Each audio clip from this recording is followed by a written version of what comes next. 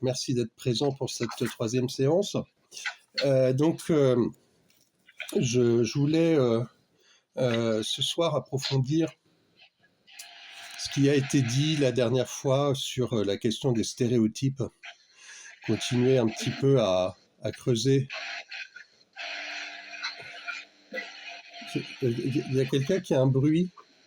Le mieux, c'est je pense que le mieux, c'est de couper ton micro, parce que c'est... il faut couper ton micro. Voilà. Oui, donc je voulais reprendre cette question du stéréotype pour approfondir un petit peu la question de son fondement philosophique et comprendre aussi la manière dont on peut comprendre ce fondement en lien avec un dispositif bien connu qu'on est en train d'utiliser, qui est celui de l'image photographique. Et vous allez voir que le lien, évidemment, avec le stéréotype apparaît facilement, puisque le stéréotype, en imprimerie, avant tout, c'est un cliché. Donc c'est bien, en fait, une photographie. Donc le point philosophique qui me semble vraiment essentiel pour comprendre tout ce problème, c'est celui par lequel je voudrais commencer, celui de la différence entre le type d'être qu'est un sujet et le type d'être qu'est un objet. Alors vous verrez que je vais progressivement abandonner le terme objet, justement pour souligner cette différence qu'on pourrait appeler une différence ontologique, puisqu'il s'agit bien entre l'objet et le sujet d'une différence d'être, de mode d'être. Donc je rappelle que le problème se posait sous la forme suivante. Le sujet moderne est en question, ou disons que le sujet est en question dans la modernité, parce que la modernité se pose comme une exigence de réaliser un savoir absolu. C'est-à-dire de réaliser une connaissance absolument objective. C'est pour ça que, pour mieux comprendre de quoi il retourne, il est intéressant de se référer à cette structure de l'objectivité.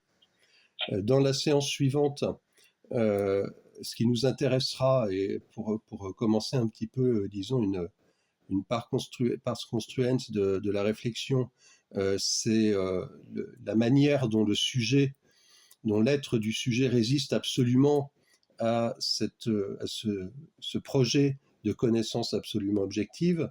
Mais donc ce soir, je voudrais finir de montrer d'une certaine manière les impasses dans lesquelles nous enferme ce projet.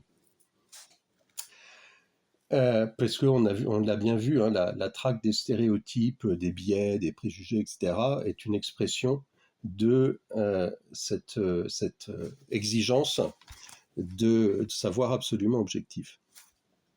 Et ce qui nous intéresse ici, ça n'est pas, je dirais, tant ce projet de connaissance objective en lui-même, mais l'usage qui en est fait comme un impératif moral. Puisque quand on traque les stéréotypes, on considère que le bien moral consiste, pour le sujet, dans une connaissance objective de tout ce qui se produit en lui à son insu. C'est-à-dire que le sujet est sommé de découvrir les raisons cachées pour lesquelles il a tel ou tel goût, telle ou telle préférence, telle ou telle vision des choses, telle ou telle mœurs, telle ou telle manière de se comporter.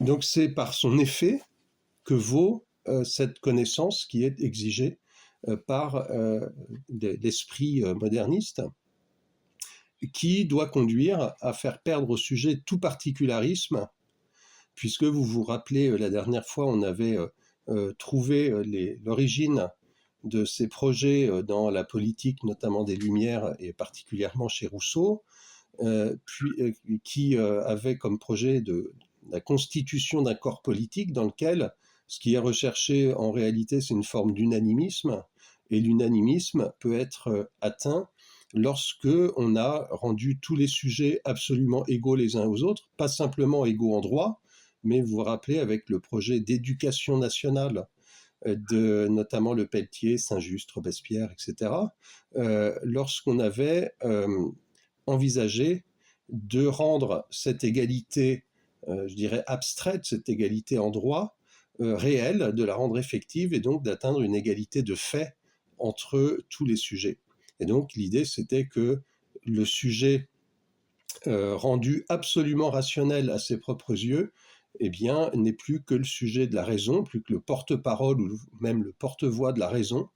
Et de cette manière-là, tous les sujets, en cherchant leur individualité, en fait, deviennent tous absolument identiques et en réalité la perdent.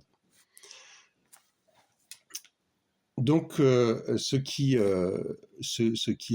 importe dans cette recherche de rationalisation de la subjectivité, ça n'est pas tant la rationalité comme telle que son effet politique et socio-économique dans l'État moderne. Il s'agit en fait de mettre en conformité les individus avec une structure collective abstraite. Et la mise en conformité des individus avec une structure universelle abstraite, eh bien, elle est assurée par cette connaissance du sujet qui va peu à peu se concrétiser dans l'édification de ce qu'on a appelé d'abord au XIXe siècle les sciences de l'esprit et qu'on appelle aujourd'hui les sciences humaines et sociales. C'est-à-dire qu'on considère dans ces sciences humaines et sociales que le phénomène humain est un phénomène objectif comme les autres, et donc qu'il est possible de développer une connaissance objective de tout ce qui fait notre humanité. Alors, je dirais le motif affiché de ce projet, c'est la liberté politique comprise comme une liberté inconditionnée. C'est-à-dire qu'on prétend que le sujet politique sera libre parce qu'au fond, c'est un sujet totalement abstrait, hein, un sujet dont on a réussi à retirer tout ce qui pourrait conditionner a priori sa volonté, ses décisions. C'est-à-dire tout ce qu'il a hérité du passé, les mœurs, des cultures traditionnelles, tout ce qui ne pourrait pas être rationalisé. Donc on cherche à obtenir un sujet qui est un pur sujet rationnel, le sujet de la morale kantienne, et qui en fait est aussi un sujet politique et un sujet épistémique. C'est le sujet épistémique de Descartes, c'est le sujet politique de Rousseau, même si Rousseau s'en défend, mais en réalité la conception qui se fait des choses reconduit nécessairement à ça, et c'est le sujet de la morale de Kant. Et donc, au fond, ce dont il faut libérer le sujet, c'est de tous les conditionnements qu'il a reçus avant sa vie de sujet rationnel réflexif. Et donc, c'est les habitudes, tout ce qu'il a appris dans sa vie que j'appelle pratico-affective, c'est-à-dire tout ce qu'il sait faire et les émotions, disons les mœurs de manière générale, qui ne s'apprennent pas par le discours, qui ne s'apprennent pas par la rationalité, mais qui s'apprennent par la vie effective. Et vous allez voir que je ne sais pas ce qui se passe. Donc on va voir que cette catégorie, cette opposition entre disons une théorisation réflexive, ce que j'appelle la distance théorico-critique, et la vie pratico-affective a une importance tout à fait essentielle, mais on le verra dans les séances ultérieures, mais cette opposition va évidemment être un peu architectonique dans la réflexion. Alors, ce dont il s'agit, évidemment, dans ce projet, c'est de réduire les interactions de l'individu avec une communauté dans laquelle il a cet apprentissage je dirais, de la vie non théorique et non critique, et de soumettre cette vie pratico-affective qu'il a vécue par exemple dans la famille à la distance critique de la raison. Donc vous vous rappelez, dans les projets révolutionnaires d'éducation, on enlève l'enfant à sa famille et puis on lui apprend scientifiquement à, alors pour utiliser un terme à la mode en ce moment, à déconstruire tout ce qu'il a appris de manière pratico-affective dans sa vie communautaire. Alors évidemment, ce projet, en réalité, est un peu une escroquerie, puisqu'il repose sur l'idée d'une liberté inconditionnée, c'est-à-dire sur un paradoxe, hein, puisque être libre, c'est agir, agir, c'est agir sur quelque chose. Et penser qu'on peut agir sur quelque chose sans qu'il y ait quelque chose qui nous conditionne, évidemment, c'est un paradoxe bien connu qui est exprimé d'ailleurs, et c'est assez intéressant, par une métaphore bien connue de Kant dans la critique de la raison pure, où il imagine une colombe qui vole, et cette colombe, évidemment, son vol est porté par la résistance de l'air, mais en même temps, on peut se dire que la résistance de l'air l'empêche de voler plus vite. C'est-à-dire que ce qui est le support de mon action qui me permet d'agir, en même temps, constitue aussi la limite de mon action. Mon action n'a jamais une puissance absolue, puisqu'elle agit sur quelque chose. Mais elle ne peut être une action qu'en voyant sa puissance limitée par ce sur quoi elle agit. Et l'idée que nous puissions agir de manière inconditionnée, en étant à l'origine tout simplement rien, un néant, juste l'idée que nous existons, le cogito, évidemment une idée qui ne fonctionne pas dans la réalité.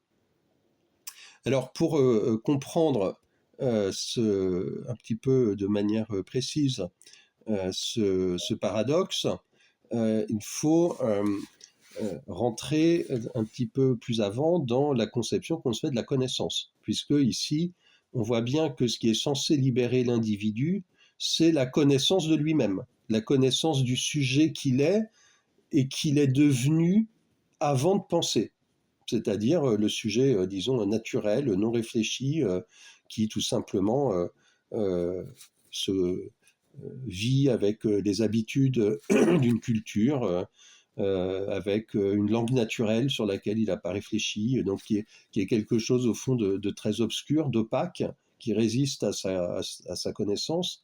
Et donc l'idée, c'est que le sujet puisse se connaître, hein, par exemple, alors dans la psychanalyse, dans la sociologie, hein, au fond, c'est une réponse aux pensées du soupçon, hein. Si on considère avec Marx que ce qui me fait penser, c'est mon mode de vie social, mon mode de vie social, je l'ai vécu avant de penser explicitement à ce que je pense, avant de réfléchir. Et donc, au fond, ma pensée s'est élaborée sans que moi j'y sois pour quelque chose. Donc, elle constitue un élément étranger dans ma propre pensée, et il faut que ma propre pensée se réapproprie elle-même par une connaissance réflexive. Que je sache pourquoi pourquoi j'ai tel ou tel goût qui ont été conditionnés socialement, pourquoi, voilà, bon, avec Nietzsche, c'est le corps, pourquoi est-ce que ma physiologie fait que j'ai envie de faire telle ou telle chose dans ma vie, etc. Et donc, il faudrait que j'ai une réflexivité comme ça, sans fond, pour pouvoir expliquer tout ce qui m'a prédéterminé. Et donc, tout ça, vous allez voir, est démonté si on essaie de comprendre clairement ce que c'est que la connaissance. Donc, il faut faire un petit peu une théorie ici, alors pas une grande théorie gnoséologique dans le sens classique, mais une théorie du sens du terme connaissance. La connaissance, c'est d'abord un rapport entre deux étangs. Le sujet qui connaît et la chose qui est connue. Donc la connaissance, évidemment, est toujours un rapport. Alors, pour comprendre un petit peu le problème que ça pose, il y a une bonne, disons, une bonne analogie, c'est celle de l'image. On pourrait considérer que le sujet connaissant a en face de lui un objet à connaître, et que que le sujet connaissant, connaîtra l'objet quand il sera lui-même devenu une image absolument parfaite de son objet, un peu comme un miroir. D'ailleurs, je crois que c'était dans la dernière séance, on avait parlé de Francis Bacon, du Novum Organum, et Francis Bacon disait que le sujet humain connaît mal parce qu'il est comme un miroir déformant des choses. Donc l'idée, c'est bien qu'on atteigne cette identité parfaite entre le sujet connaissant et l'objet connu. Qu'est-ce que c'est que la connaissance? En fait, c'est s'égaler à la chose connue ou s'identifier à la chose connue. De la même manière qu'on pourrait penser que l'image parfaite, c'est une image qui deviendrait parfaitement identique à la chose dont elle est l'image. Alors le problème, évidemment, c'est qu'une image qui serait identique à la chose dont elle est l'image, ça ne serait plus une image. L'image d'un homme qui est elle-même un homme n'est plus une image, comme le fait remarquer saint Augustin dans une de ses questions diverses consacrées à l'image. Si vous prenez deux œufs identiques, on ne peut pas dire qu'un œuf est l'image de l'autre. Un œuf, ce n'est pas une image d'œuf, c'est un œuf. Et donc ici, de la même manière, on voit bien que si on veut qu'il y ait un rapport de connaissance, il faut que le sujet connaissant se rende compte que sa représentation de l'objet n'est pas l'objet. Si je me confonds avec l'objet, si je crois que je suis moi-même l'objet, alors c'est plus une connaissance. La connaissance implique toujours que je perçoive ma différence d'avec l'objet. Ce qui veut dire que la connaissance se construit comme une tension entre l'identité, qui serait l'adéquation parfaite avec l'objet, et la différence, c'est-à-dire l'objectivité. L'objet doit être repéré comme ce avec quoi je ne me confonds pas. Si jamais on en vient à une conception dans laquelle je me confonds avec l'objet que je connais, alors cet objet est tout simplement une idée que je me fais. C'est-à-dire que c'est peut-être une hallucination, un délire, c'est-à-dire que cette connaissance n'a plus aucune objectivité. Classiquement, on connaît cette manière d'envisager la connaissance comme ce qu'on appelle le phénoménisme, c'est-à-dire qu'on considère qu'il n'y a en réalité aucune différence entre l'objet et la représentation que je me fais de l'objet. Et donc on peut finir par douter que l'objet existe indépendamment de la représentation que j'en ai. Donc vous voyez, c'est très gênant en termes d'objectivité. Évidemment, l'auteur classique bien connu qui a développé cette conception est le philosophe Berkeley. Donc je cite juste une petite phrase de 3 dialogues entre Hylas et Philonous, qui est le texte classique dans lequel on voit l'exposé de cette théorie. Berkeley dit la chose suivante: on ne saurait nier que nous n'apercevions telle apparence ou telles idées, mais ce serait mal à propos qu'on voudrait conclure de là que les corps existent réellement.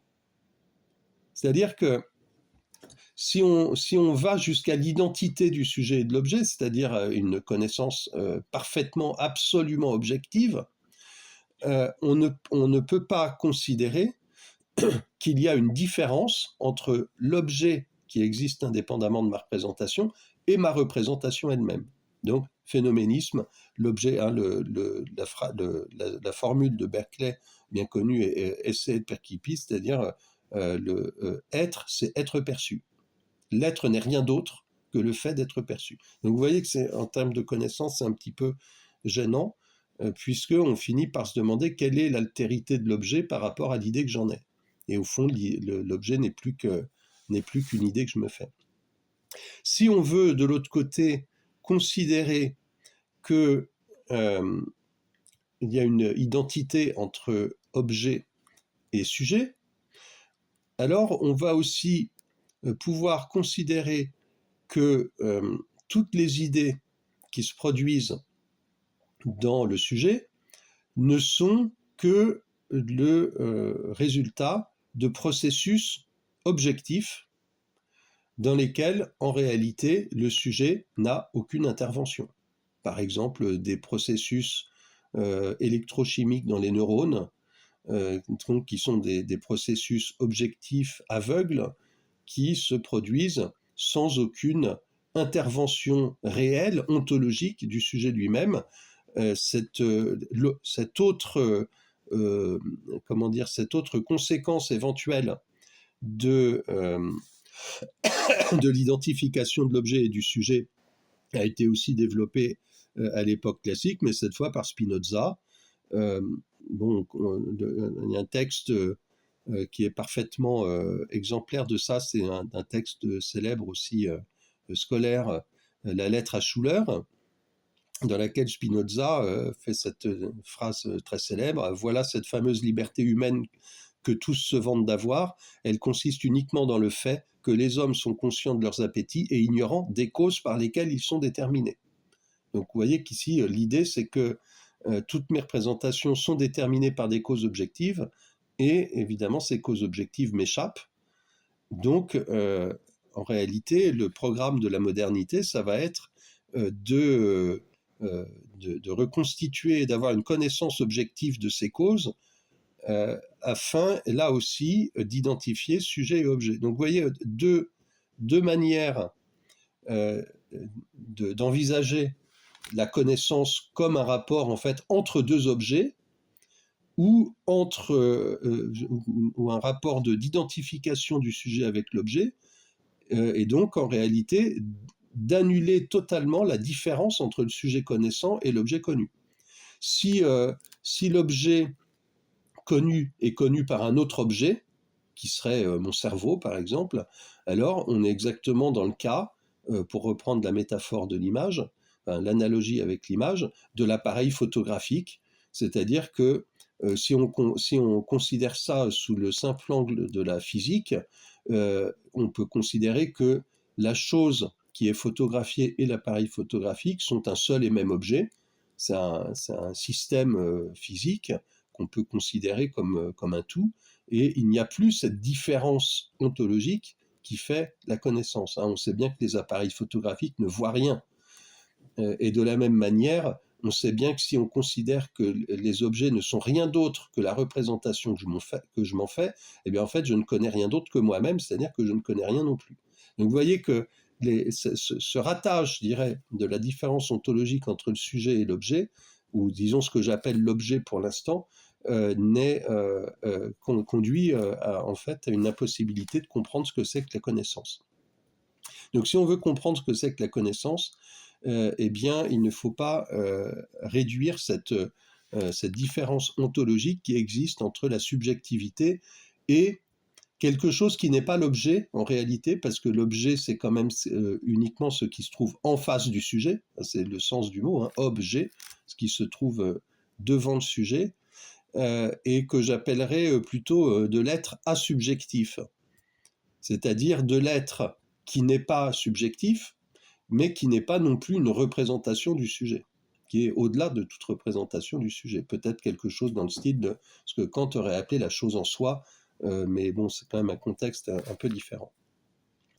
Voilà, donc on se retrouve avec une conception de la connaissance qui est aporétique, puisque dans les deux cas, on est incapable d'établir ce que serait vraiment cette connaissance comme différence dans l'identité ou identité dans la différence, soit dans le phénoménisme, soit dans une conception purement objective. Maintenant, à ces deux positions, alors qui pourraient sembler en tension l'une avec l'autre, pour le dire en raccourci, celle de Berkeley et celle de Spinoza, en réalité, on se rend compte que ces deux positions sont la même, puisqu'elles reposent sur l'idée qu'il y a une identité ontologique entre le sujet et son objet, et que cette présupposition répond tout simplement à l'exigence de pouvoir réaliser une connaissance objective absolue, c'est-à-dire une connaissance scientifique, si on veut, dans ce sens très précis. Et en réalité, on peut sortir de cette aporie uniquement si on renonce à cette exigence, et donc si on admet que il ne peut pas y avoir de connaissance adéquate du sujet, c'est-à-dire que la connaissance implique toujours, et par essence, et non pas par accident qu'on pourrait dépasser par un progrès scientifique, par exemple, mais que la connaissance implique toujours une dimension de méconnaissance de manière absolument essentielle. Donc on doit admettre l'irréductibilité de la réalité à la connaissance, et aussi l'irréductibilité de l'être à l'apparaître. C'est-à-dire qu'il y a une dimension de l'être que nous ne pouvons pas connaître, qui nous échappe par principe. Et ça, c'est vraiment une décision philosophique fondamentale qu'on peut prendre contre la modernité, contre les apories de la modernité. Admettre qu'il y a de l'être qui ne peut pas se révéler, qui reste définitivement mystérieux, et donc qu'il y a une irréductibilité de la réalité à la connaissance objective. Et à partir de ce moment-là, on peut admettre aussi que la subjectivité ne peut pas être objectivée. On ne peut pas avoir une connaissance objective de notre subjectivité. Alors ça ne veut pas dire que notre subjectivité nous échappe, ça veut juste dire que notre subjectivité, eh bien, nous y avons accès d'une autre manière que par la connaissance objective.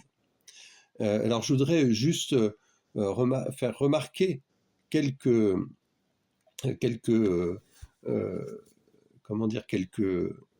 caractéristiques de la connaissance qu'on peut tirer de cette décision philosophique. À partir du moment où on dit ça, déjà on échappe à l'idée que la connaissance serait une relation qui aurait une quelconque symétrie. C'est que le vocabulaire sujet-objet semble suggérer une symétrie entre celui qui serait d'un côté et celui qui serait de l'autre. Et donc on aurait une symétrie entre deux termes qui seraient ontologiquement homogènes, qui seraient du même genre d'être.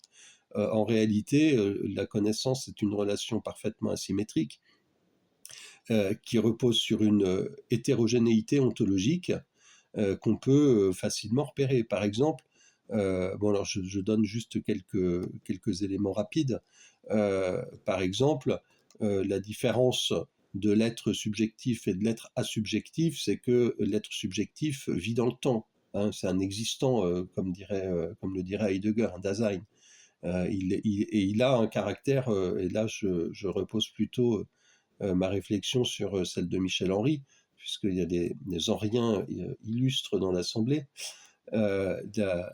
Pour Michel Henry, ce qui caractérise l'être de la subjectivité, c'est qu'il est affectif. L'être de la subjectivité souffre et jouit, il n'est jamais indifférent, alors que l'être asubjectif est totalement indifférent. Et puis moi j'ajouterais quelque chose qui, de mon point de vue, est absolument fondamental.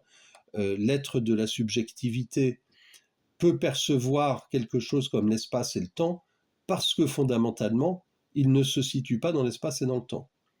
Je pourrais le montrer, mais ça serait très long, mais il est évident que percevoir l'espace, pour nous, c'est par exemple sentir en même temps, en un même lieu, plusieurs points distants de l'espace, nos mains et nos pieds par exemple. Sentir son corps, ça veut dire sentir dans un lieu unique qui est celui de la subjectivité, des choses qui se trouvent distantes dans l'espace, objectivement, c'est-à-dire par exemple les parties de notre corps. Donc il y a évidemment une asymétrie ontologique entre l'être subjectif et l'être asubjectif.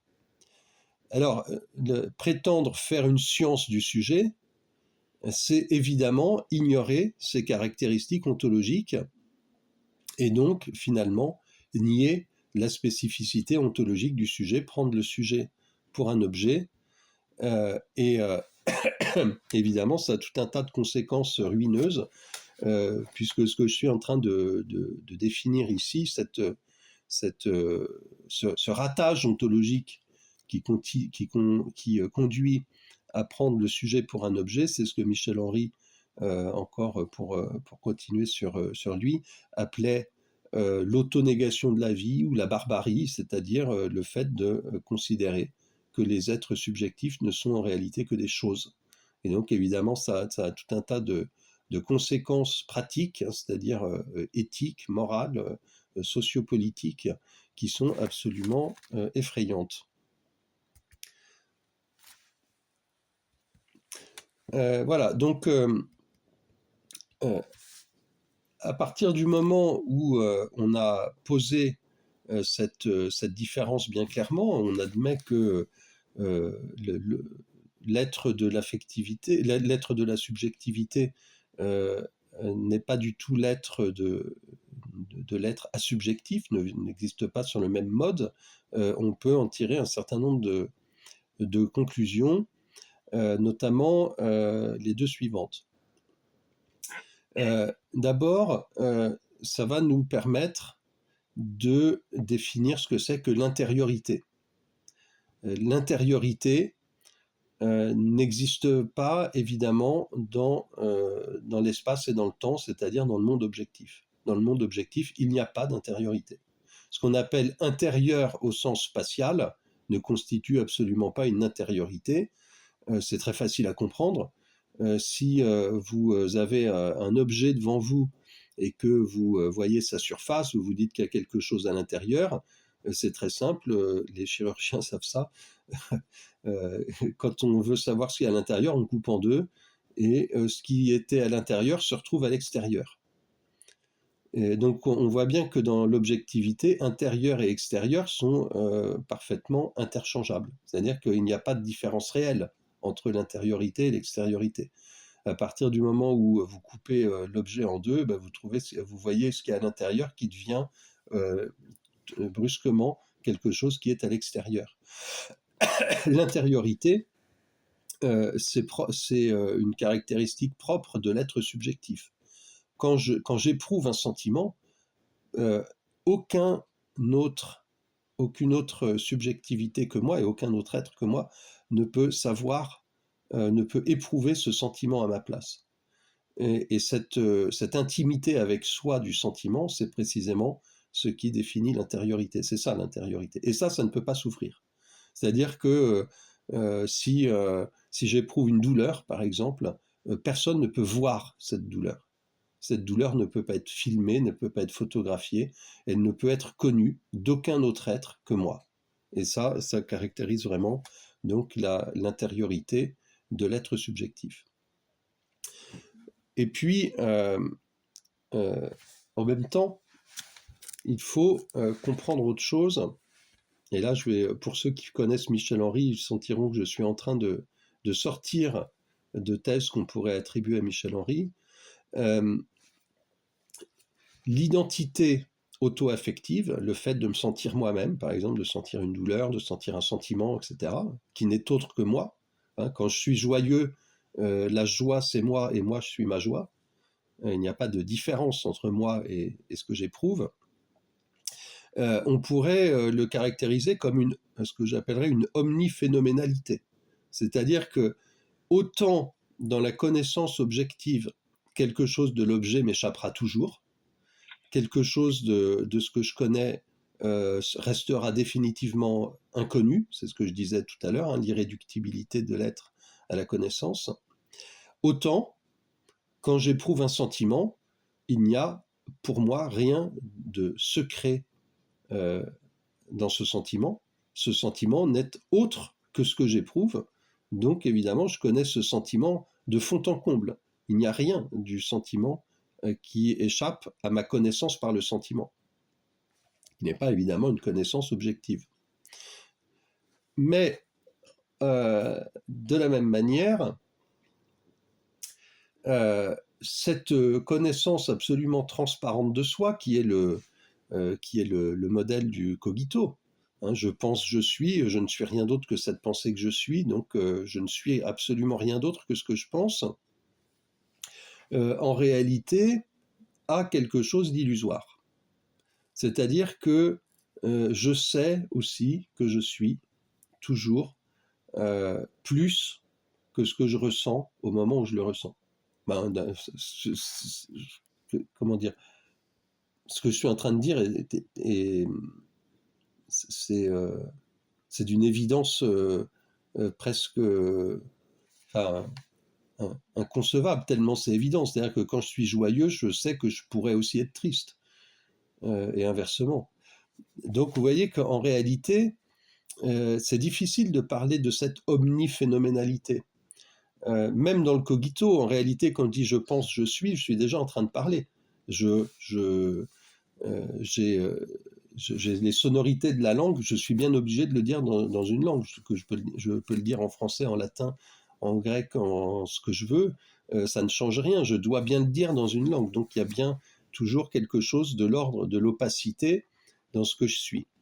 Et en même temps, pourtant, le sentiment est absolument transparent à lui-même. Et donc là, il y a une difficulté philosophique à passer, et je propose de la passer en changeant un petit peu de point de vue, en revenant vers l'existence pratico-affective. Dans pratico-affective, il y a surtout pratique.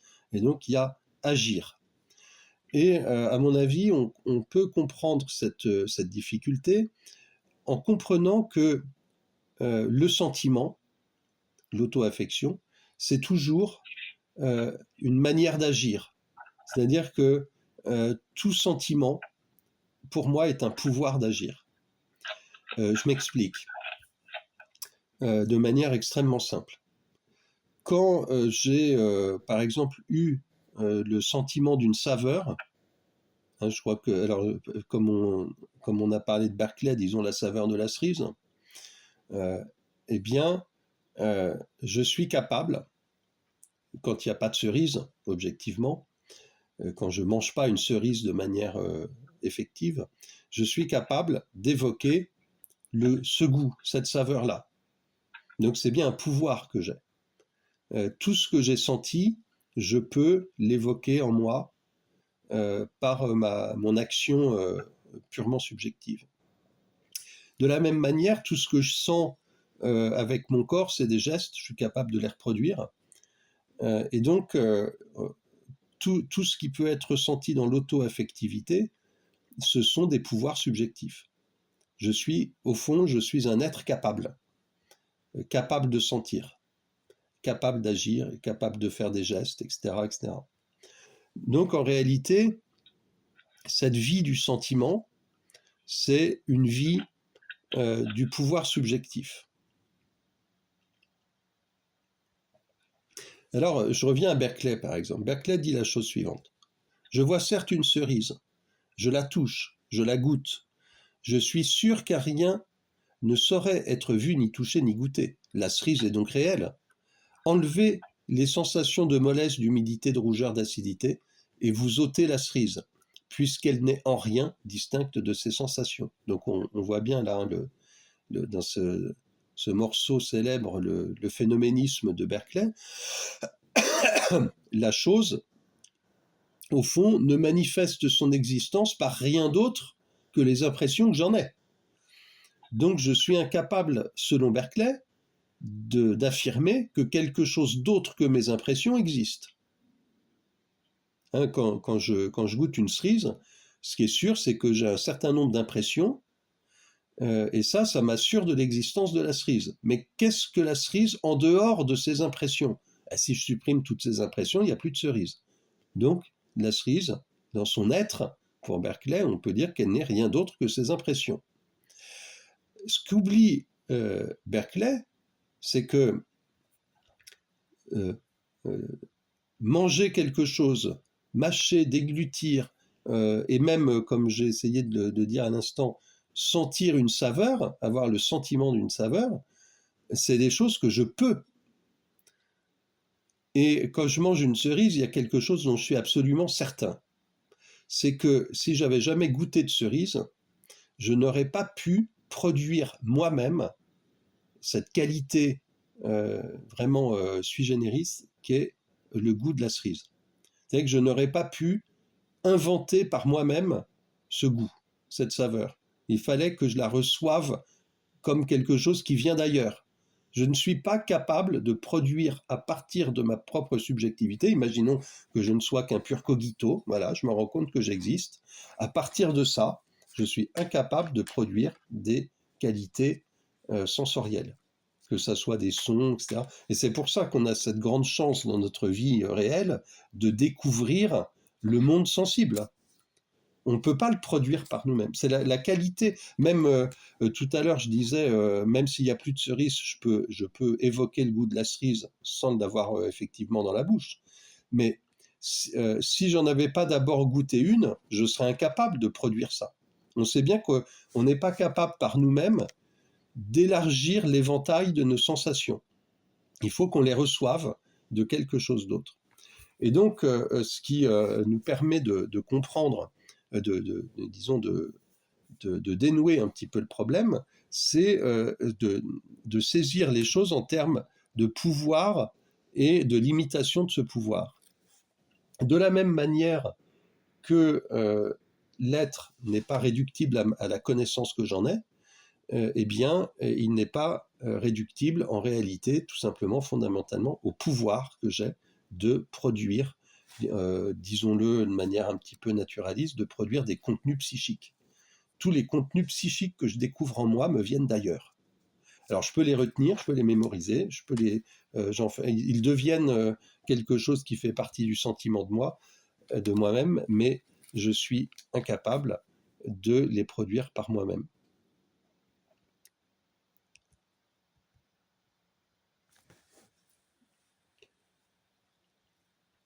Donc, si je ne suis pas capable de produire par moi-même les qualités qui me font connaître l'être asubjectif, c'est tout simplement que cet être asubjectif existe indépendamment de moi.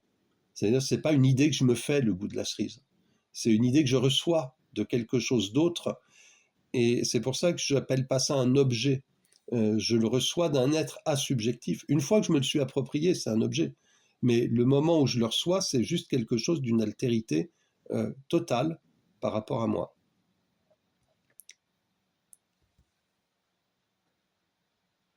Alors maintenant, à partir de ces considérations sur la connaissance, et donc vous avez compris, l'argument fondamental, c'est la différence ontologique entre l'être subjectif et l'être asubjectif, qui conduit à dire que l'être asubjectif échappe au pouvoir de l'être subjectif, parce que l'être subjectif est toujours déjà l'exercice d'un pouvoir.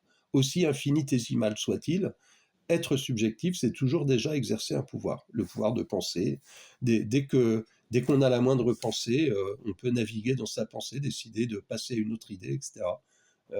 Donc on est vraiment ontologiquement l'exercice d'un pouvoir. On ne peut pas dire qu'on a un pouvoir. Nous sommes l'exercice d'un pouvoir. Maintenant, donc on a compris que cette différence ontologique permettait aussi d'affirmer l'irréductibilité de l'être asubjectif à la connaissance à la connaissance objective. Donc il y a toujours dans les objets quelque chose qui nous dépasse, puisqu'on ne s'identifie jamais à eux. On peut revenir à cette question du stéréotype. Vous allez voir en relation avec l'image photographique pour comprendre une des conséquences, je dirais, du ratage de cette différence ontologique. Et on va voir à quel point c'est absurde en réalité. Donc le stéréotype, je vous rappelle un petit peu l'idée, c'était effectivement la chasse au stéréotype, c'était l'idée que le sujet connaissant pourrait se débarrasser de tout ce qui l'a conditionné, tout ce qui fait que ça n'est pas un cogito pur, ça n'est pas une pure conscience de soi totalement transparente, mais que ce sujet, disons naturel, a déjà été formé, il a des habitudes, des goûts, il a vécu des choses, etc. Et que tout ça, pour reprendre la métaphore de Francis Bacon, déformerait l'image en lui des choses qu'il connaît. Et donc ça l'empêcherait temporairement de connaître les choses de manière objective, et donc s'il réussissait à lui-même savoir connaître les déformations qu'il induit dans sa connaissance objective, eh bien, il réussirait à obtenir cette connaissance absolue qui serait l'identification avec l'objet. Il deviendrait un pur miroir complètement transparent de l'objet. Et donc, on voudrait atteindre, alors je résume par cette formule, une situation dans laquelle le sujet serait exactement ce qu'il pense qu'il est. Parce que être pour un sujet et penser qu'on est, eh ben, c'est pas la même chose. Par exemple, courir, c'est pas penser qu'on court, pour reprendre un exemple de Michel Henry encore, ou être triste, c'est pas penser qu'on est triste. Si on pense qu'on est triste, d'ailleurs, on est déjà moins triste. Mais c'est évidemment pas du tout la même chose que d'avoir mal et de penser qu'on a mal. On a mal avant de penser qu'on a mal. Et donc le projet de la connaissance objective, on voit bien, repose sur une ignorance de cette différence, parce qu'on voudrait finalement que, et d'ailleurs c'est une manière de se rassurer, c'est amusant parce que souvent les gens disent la religion c'est fait pour rassurer les gens, mais c'est la science qui est faite pour rassurer les gens, parce qu'on finit par penser que avoir mal c'est juste penser qu'on a mal. Alors ça serait formidable, parce que si avoir mal c'était juste penser qu'on a mal, il suffirait de penser à autre chose. Or, l'expérience de la vie nous montre qu'hélas, ça ne se passe pas de cette manière-là.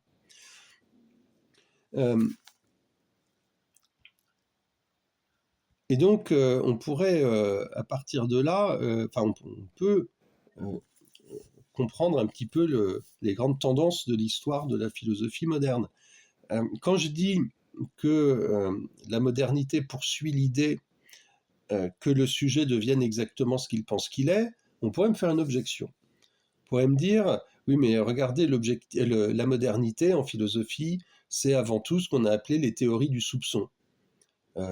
Dans les trois représentants bien connus sont Marx, Freud et Nietzsche, puisque Marx, Freud et Nietzsche expliquent tous les trois de manière différente, mais finalement sur le plan sur le plan ontologique, ça revient au même. Ils nous expliquent tous les trois que quand le sujet pense quelque chose, en réalité, ce qu'il pense a été déterminé indépendamment de sa volonté, indépendamment de sa conscience. Par exemple, je pense, j'ai telle conception de la liberté ou de la justice parce que mes parents sont des bourgeois et que je possède des usines. Et c'est vrai que c'est un fait que si je suis ouvrier et que je ne possède que ma force de travail pour vivre, je n'ai pas du tout la même conception de la liberté et de la justice. Nietzsche dira que j'ai une certaine conception de la liberté et de la justice parce que j'ai donc une certaine conception de la liberté et de la justice parce que j'ai une certaine physiologie, mon corps fonctionne d'une certaine manière, je suis une forme de vie en bonne santé ou une forme de vie malade et décadente, et à ce moment-là, j'aurais pas la même représentation des choses. Freud nous explique que si j'ai une certaine représentation des choses, c'est parce que j'ai une mémoire en moi qui n'est pas accessible à ma conscience, et c'est ça qui, en réalité, détermine ma manière de voir les choses, ma manière de penser, et non pas l'activité consciente de mon activité subjective. Donc on pourrait dire la modernité précisément indique ce que moi je prétends revendiquer, c'est-à-dire que le sujet ne peut pas égaler ce qu'il est et ce qu'il pense qu'il est. C'est-à-dire qu'en moi-même, il y a aussi toujours une dimension qui est inaccessible à la connaissance objective. Mais en réalité, si on regarde le cas de Freud, Marx et Nietzsche, ils n'affirment cette opacité du sujet que pour mieux l'annexer à une nouvelle science. À chaque fois, il s'agit bien d'inventer une science, en réalité la sociologie pour Marx, la généalogie pour Nietzsche. Alors, ça n'a pas donné beaucoup de résultats institutionnels du côté de Nietzsche et la psychanalyse du côté de Freud. À chaque fois, il s'agit d'établir les coordonnées d'une nouvelle science objective qui va précisément nous faire connaître du sujet ce qui lui échappait. On va retrouver ça dans les années 50 avec le structuralisme. Là, on nous explique que ce qui pense à notre place, ce qui détermine notre pensée, ce sont des structures de la culture. Et en fait, on fait une science qui va prétendre connaître ces structures. Donc vous voyez qu'à chaque fois, en réalité, si on affirme que quelque chose dans la subjectivité échappe à la connaissance objective, c'est pour mieux le repérer et pour mieux en faire un nouvel objet de science et donc pour l'annexer à son tour à la connaissance objective. Donc vous voyez qu'à chaque fois, dans la modernité, on retombe essentiellement non pas sur le modèle phénoméniste, mais sur le modèle objectiviste qui est celui de Spinoza, en somme, et qui, pour moi, s'incarne parfaitement dans un dispositif qui est le dispositif de l'image photographique. L'image photographique n'est pas un détail dans notre civilisation, elle n'est pas conditionnée par d'autres choses, elle est conditionnante.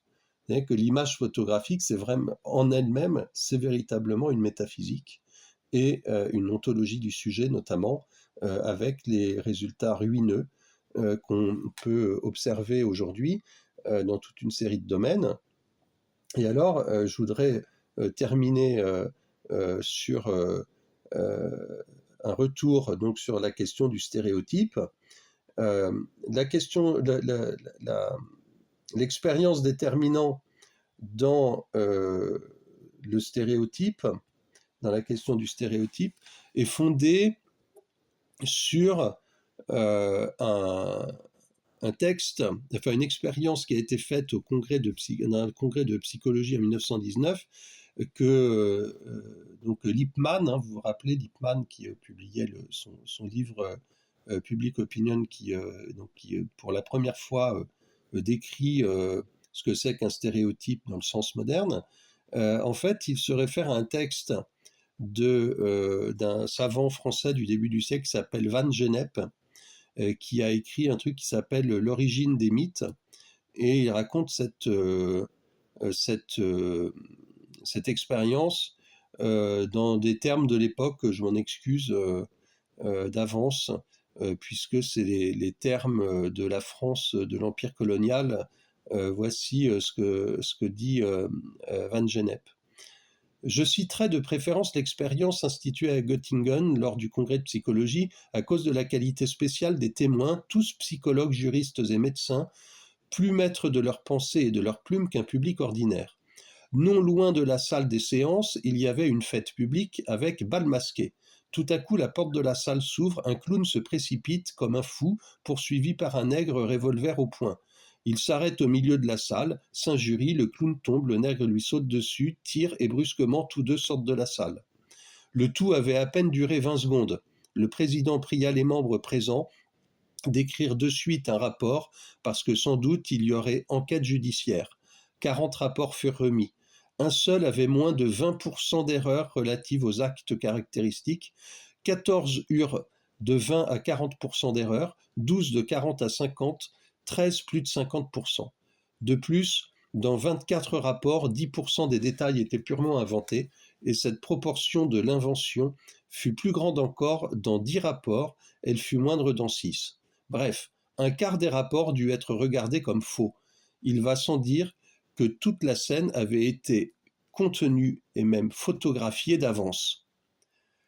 Alors, vous voyez, ce qui est intéressant, c'est que ça se termine par cette sentence absolument indiscutable pour Van Gennep, que la scène avait été filmée.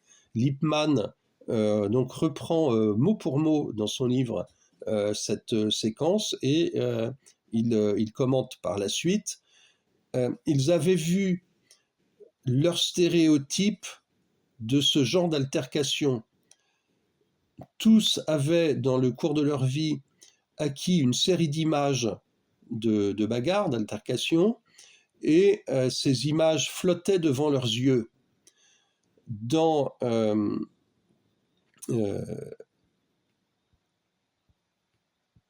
j'ai fait une erreur en recopiant le texte, je suis désolé. Bref, il dit dans 20% des rapports qui ont été rendus, la véritable scène avait été vue, et dans le tiers des dans le tiers des rapports, on en avait vu moins de la moitié. Alors, ce qui est vraiment très intéressant, c'est d'abord la quantification. Moi, je ne sais pas comment on estime qu'une scène visuelle peut être réduite à des pourcentages comme ça. Qu'est-ce que ça veut dire quand on témoigne d'une scène, de dire qu'il y a 20% d'erreurs? Je ne sais pas trop. Mais surtout, évidemment, ce qui est très intéressant, c'est qu'on voit que le critère absolu pour Van Gennep comme pour Lippmann, c'est le fait que la scène a été photographiée. C'est-à-dire que pour eux, la connaissance objective, c'est l'image photographique, c'est la connaissance photographique. Alors, évidemment, vous vous rendez compte que quand Lippmann, vous vous rappelez, la dernière fois, c'est vrai que ce qui est ennuyeux, c'est que les théories qu'on utilise aujourd'hui dans l'éducation nationale, notamment, mais pas que dans l'éducation nationale, hélas, pour faire la chasse aux stéréotypes, ce sont ces théories-là. C'est-à-dire, c'est des théories qui ne tiennent pas debout. C'est des théories dans lesquelles on pense que voir, c'est être un appareil photographique. Évidemment, on peut bien remarquer que Lippmann, ici, est vraiment victime d'un préjugé, puisque il croit que voir, c'est être un appareil photographique, et puis finalement, vous voyez, il a cette conception moderne du sujet qui est un sujet sans intériorité. L'appareil photographique, c'est une boîte. Alors une boîte, c'est la caméra obscura. Donc une boîte, effectivement, quand il y a une boîte, il y a l'intérieur de la boîte. Mais si on ouvre la boîte, l'intérieur devient l'extérieur. C'est-à-dire qu'il n'y a strictement aucune intériorité dans ce sujet-là. Alors, bon, j'essaie de terminer rapidement parce que je vois que j'étais un petit peu long, puis on a commencé en retard. Mais je voudrais juste terminer sur disons, les conséquences anthropologiques de ces conceptions. Si on pense que voir, c'est être un appareil photo, alors évidemment là c'est très naïf chez Lippmann, mais quand vous voyez au fond, j'espère que j'ai réussi à rendre sensible que quand on fait des sciences sociales et humaines, alors a fortiori quand on fait des sciences dites aujourd'hui neurocognitives, en réalité, ce qu'on fait repose sur ces préjugés-là, c'est-à-dire sur l'absence d'intériorité du sujet. Et évidemment, à partir du moment où on érige cette conception comme une norme morale, c'est-à-dire qu'on considère que ne pas accéder à cette connaissance objective de soi, c'est mal, c'est avoir des stéréotypes, des biais, des préjugés, etc., aborder les choses avec affectivité, avec subjectivisme, on considère que c'est mal, alors à ce moment-là, ça veut dire qu'on a passé un pas dans la morale qui pour moi est extrêmement grave, qui consiste à comme affirmer, hein, vous vous rappelez, l'idée d'une délibération qui serait sans limite, une délibération qui finirait par avoir objectivé totalement tous les motifs qu'on a de rendre un jugement. Et à partir du moment où on pense qu'on a atteint ce stade-là, tout simplement, on confond la décision avec le calcul. Une décision implique toujours une part de méconnaissance. Et c'est pour ça qu'on est responsable de nos décisions. Si on pouvait, dans un problème donné, avoir absolument toutes les données objectives qui nous conduisent à rendre une décision, bah à ce moment-là, il n'y aurait plus du tout à prendre la décision. Un ordinateur pourrait le faire à notre place. Je prends un exemple très, très concret, vous allez dire un peu trivial, mais quand on fait des bulletins scolaires, par exemple, il y a une moyenne avec des chiffres, c'est chiffré, hein, les moyennes, et puis par rapport à ces chiffres, on met des appréciations, on donne un petit peu des... Voilà, on fait un petit commentaire à l'élève. Et puis régulièrement, on nous dit, oui, mais regardez, cet élève, vous lui avez dit que c'est bien alors qu'il a 12, et celui-là, il a 13, et vous lui avez dit, c'est pas génial. Et là, à chaque fois, on répond la même chose. Notre appréciation est irréductible à une simple quantification. Autrement, il suffirait de mettre les bulletins dans un ordinateur et on s'ennuierait plus à écrire des bulletins. Mais justement, la décision ne se produit pas de cette manière-là. La décision implique toujours une subjectivité qui est affective, qui est pratico-affective, et évidemment, le sens que nous donnons en étant une subjectivité aux choses autour de nous dépend de ce que nous sentons, de ce que nous trouvons souhaitable, de ce qui nous fait souffrir, ou de ce qui nous fait plaisir, de ce qui nous plaît, de ce qui nous déplaît, etc. Et si on a bien compris la différence ontologique entre la subjectivité et l'être asubjectif, on comprend bien qu'il est impossible d'objectiver ces déterminations-là, et donc qu'il est impossible de quantifier une décision. Alors c'est assez intéressant à mon avis par rapport au contexte actuel, puisque l'autre dispositif technique moderne dans lequel on peut repérer cette négation de l'être du sujet, de son mode d'être spécifique, c'est l'ordinateur. Hein, évidemment, un ordinateur, comme un appareil photographique, se réduit au fond à des données métriques. Et les gens, par exemple, qui ont peur que les intelligences artificielles prennent des décisions, évidemment, c'est une peur complètement idéologique, puisque une machine ne prend pas de décision pour une simple et bonne raison, c'est qu'elle ne sent rien. Et comme elle ne sent rien, elle ne peut rien vouloir. Pascal avait déjà dit ça. Hein. Pour vouloir quelque chose, il faut sentir. C'est-à-dire qu'il faut être capable de souffrir et de jouir. Si on n'est pas capable de ça, on ne peut pas prendre de décision.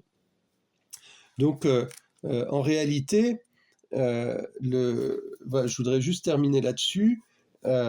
Être une subjectivité, c'est aborder de manière absolument irréductible le réel avec de l'affectivité. Et donc, en valorisant, en appréciant le réel. Il y a des choses souhaitables, il y a des choses pas souhaitables, il y a des choses qui nous plaisent, il y a des choses qui nous déplaisent. Et tout le projet, notamment des sciences humaines et sociales dans la modernité, qui a submergé notre monde, hein, on est gouverné par ça, repose en réalité sur la négation de cette spécificité ontologique de la subjectivité, et donc sur le ratage de la différence ontologique entre le sujet et l'objet. Et à l'arrivée, on voudrait nous faire croire que cette conception des choses, c'est-à-dire qui érige comme norme morale la connaissance objective du sujet lui-même, cette réflexivité scientifique, on voudrait nous faire croire que cette décision, qui est une décision philosophique, est elle-même le résultat d'un pur calcul rationnel. C'est une sorte de nécessité rationnelle contre laquelle on ne pourrait rien dire sous peine d'être traité d'obscurantiste, réactionnaire, etc., etc. Or, en réalité, cette prétendue objectivité absolue que personne n'a jamais réussi ni à fonder, ni à obtenir d'une manière ou d'une autre, est elle-même une certaine interprétation des choses, une certaine interprétation subjective des choses. Et donc, c'est ce que je développerai dans la prochaine séance.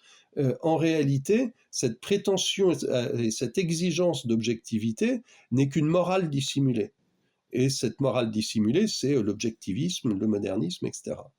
Et donc, quand on se laisse happer par cette décision qui est une décision morale, évidemment, on finit par régler notre vie sur de prétendues rationalités Et c'est précisément, effectivement, ce que Michel Henry, puisque vous comprenez que c'est lui aussi qui me guide dans cette réflexion, appelait la barbarie. Parce qu'à partir du moment où on nie la spécificité ontologique du sujet, on sombre